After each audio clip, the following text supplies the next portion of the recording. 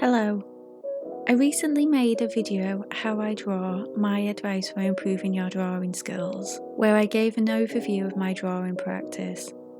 The video was the first in what I plan to be a series of tutorial videos that aim to help people learn to draw, improve their drawing skills, and also learn new ways of seeing. I will leave a link to the video in the description below. In the video, I said that I would make other videos covering in greater detail some of the topics I mentioned. I decided for this video I would start by going over the drawing materials I use. I will leave a list of everything I use in the description below. If you have any questions or would like to know more, then please leave it in the comments and I will get back to you. We will begin with the paper I use. For my videos and my best drawings, I use Strathmore Bristol paper with a vellum surface. This is a pad of 20 sheets and is 14 by 17 inches. I have tried lots of different types of paper over the years and this is my favourite paper by far. I find it has the perfect balance of smooth texture but still holds enough pencil to be able to create deep tones. I love the weight of the paper. The thickness, it is 270 GSM. It feels sturdy and good quality. I can apply lots of layers of pencil. It is not the whitest of papers, but the property and texture make up for this. For sketching, and what I would recommend for beginners, is the Cas Art heavyweight cartridge paper. The pads come in a range of sizes. I use the A3 pad, which I cut down if I want to work in A4 or A5 sizes. The paper's weight is 200 GSM. I prefer heavier weighted paper like these as they have more give, and paper with a lower weight can seem transparent. I also use a piece of paper for resting my hand on so I do not smudge my work. I have it cut to an oval and I am using the same paper I draw with because I am filming and I do not want it to distract or cover my drawing, but other paper works just as well.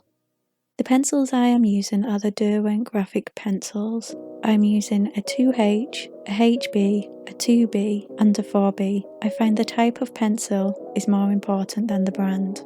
The 2H pencil has a harder lead and is lighter. I use this for very light tones and for outlining, as it is very light and does not show through when I'm putting in the tones. It also does not smudge as easy as the B pencils. I use the HB pencil for the light to mid-tones, and I use the 2B to 4B for the mid-tones to dark tones. I would also use the HB and 2B for sketching, but I would not really go darker as the Bs tend to smudge more. For the darkest areas, I use a black Faber-Castell Polychroma pencil crayon. B pencils' leads are softer and you can create a darker tone, but the darker you go and the higher in number of pencils you use, the more it leaves a noticeable shine, which is why I prefer to use the black pencil crayon. There are many different materials and techniques out there. You can use carbon pencils, black ink and charcoal, but I prefer the black pencil crayon.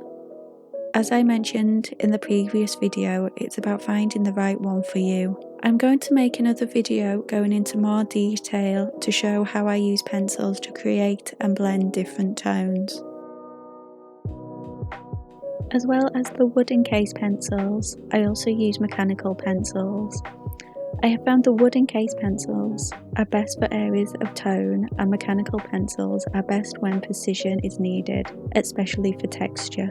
The leads are very fine, 0.5mm, and as I am using these for tone and textures, I use a 2B and 4B leads, which are great for small dark areas, such as when drawing hair or the indent of a crease or wrinkle.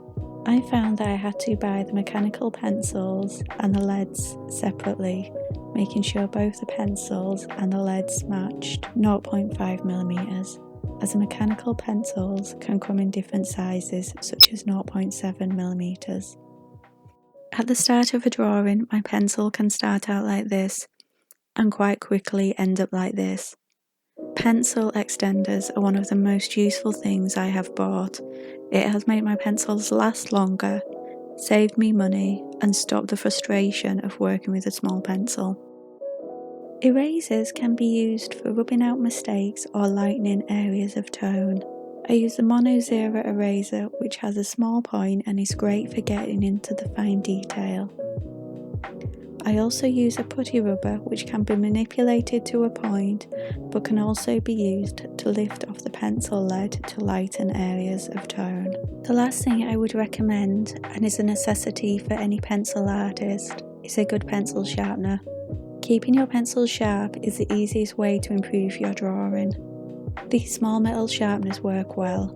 However, I have a couple of other sharpeners that I use. For convenience, I use this one, as it keeps all my shavings in one place and my work area clean.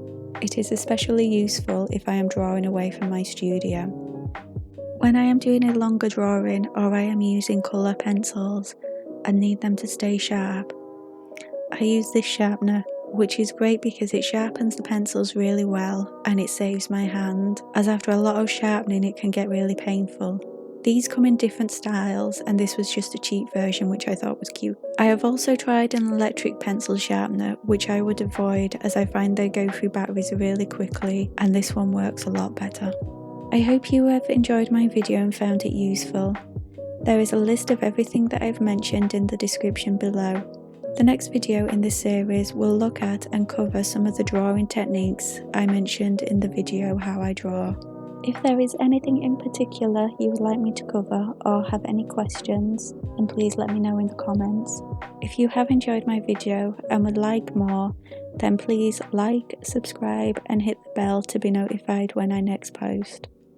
Thank you for watching.